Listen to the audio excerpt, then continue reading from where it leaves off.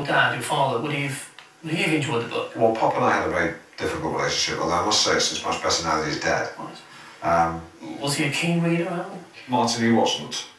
It's Chris. The only book I ever saw him read was the history of the decline and fall of the Roman Empire. It would give it a seminal work. Yeah, except when I picked it up one day, I found that there was a different book under the dust jacket. And what was that? It was The Secret Seven by Blyton. But it was one of the few things that was redeeming about my father. In many ways, he could be a very cruel, messed up guy.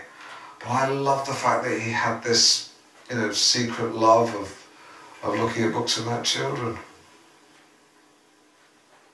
You're not afraid to settle old scores in the book, Alan. You noticed. I did indeed. He's twirling his moustache. It's actually more distracting that they're now together. Weirdly, bizarrely. I was tempted to call the book Knee Jerk, but I thought it sounded like a Geordie saying, not a joke. Knee jerk. Right. There's knee jerks, but there are jokes in the book, at other people's expense. Was it hard to get the book through the legal team? Were there any things that you had to take out? Yeah, some things. Martin Bashir's addiction, the incredible sweat problems faced by there's a whole toxic saga, addiction to fascism, and the time Alistair Stewart found two chicks with dicks. Right. And how did the people you mentioned react? But not everyone responded. There's a big chunk on Sally Gunnell. I didn't hear anything from her, but I never do. I really think she's changed her number. Then again, when I do call her up from a payphone, she does pick up briefly. Right. And anyone else in particular? Eamon Holmes sent me a JPEG of a mutilated squirrel. I saw that too, actually. Yeah. But your Big Ames is a bad place. Yeah, he is.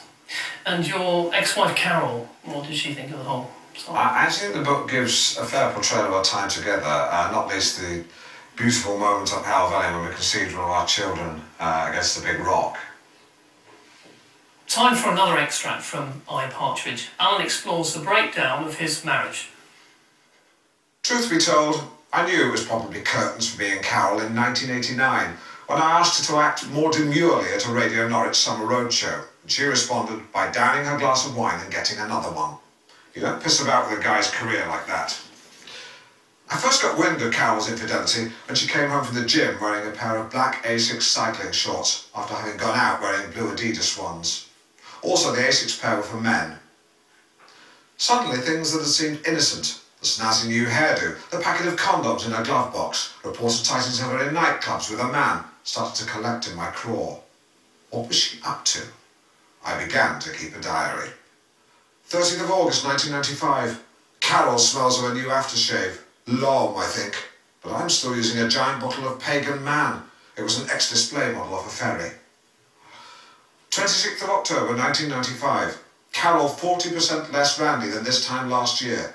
Menopause or sourcing sex from alternative supplier. 8th of December 1995, struggling to find a spare moment to confront Carol. She's always at the ruddy gym. 21st of December 1995, had a long chat with Bill Oddie, an experienced birder. He lent me his binoculars and gave me some advice on how to remain still for long periods of time and go completely undetected in undergrowth and shrubbery.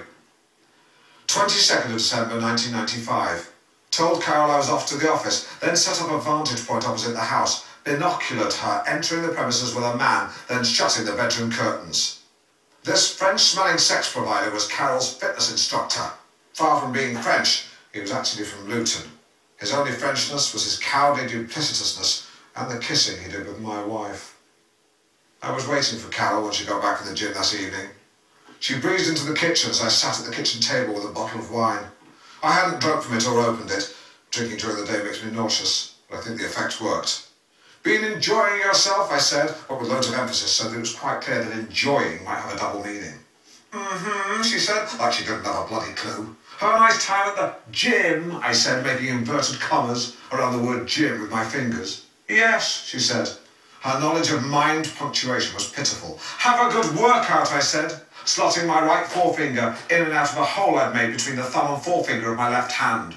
Yes, she said. Not a flicker. Who doesn't understand the finger sex wine, for God's sake?